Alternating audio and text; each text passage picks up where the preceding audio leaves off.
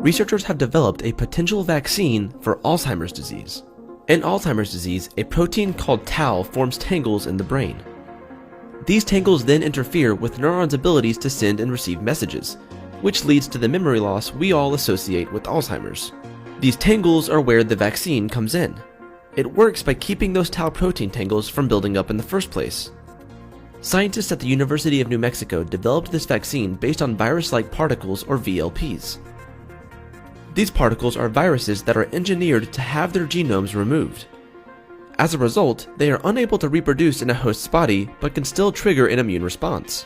When researchers injected the virus-like particles in mice that were bred to simulate symptoms of Alzheimer's disease, they developed antibodies that cleared the tau proteins from their brains.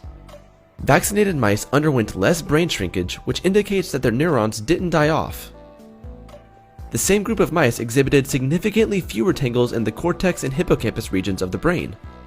These regions are largely associated with learning and memory and deteriorate as a result of Alzheimer's disease.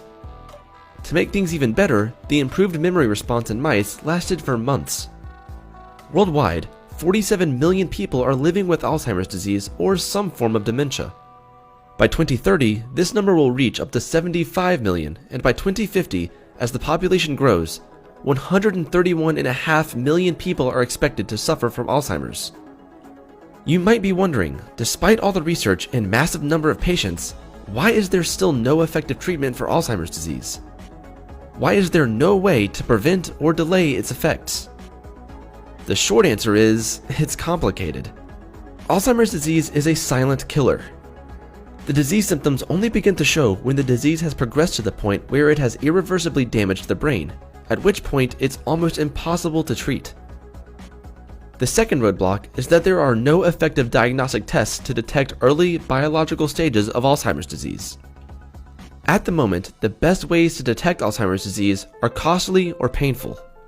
Therefore, physicians only use them when they strongly suspect their patients have Alzheimer's. The third hurdle is finding candidates for effective clinical trials. Scientists currently have no way to study Alzheimer's patients for long enough to test memory loss prevention drugs. And healthy people have no incentive to enroll in these types of drug studies. And there are no good ways to identify people with risk for the disease or even initial biological signs of the disease. So, researchers try to simulate Alzheimer's in the lab, but representing the disease in this way is actually very challenging. Animals, such as mice and rats, are used as models of Alzheimer's disease to test new drugs. Many drugs work fantastically well in these animal models, but are ineffective in humans. This is partly because the disease develops over decades in humans, yet the average lifespan of a mouse is just a couple of years. This makes it impossible to represent one of the most important aspects of the disease: aging. Still, progress is being made. As funding becomes more dedicated to researching Alzheimer's, new breakthroughs like this potential vaccine will continue to come about. Considering the number of people with Alzheimer's will reach over 100 million within a few decades, we'd better hope this research gets funded sooner rather than later.